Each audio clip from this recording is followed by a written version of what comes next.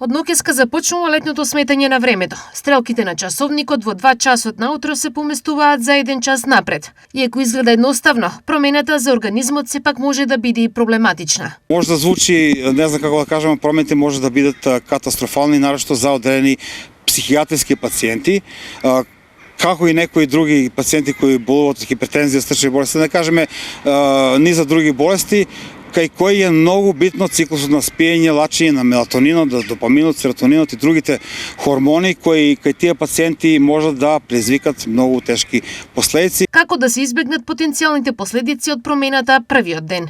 Едноставно во првиот ден може, ако некој има несоница, да земе например неки природни суплементи како што е мелатонинот, е најбитни за спиење, ако има проблем со несоница.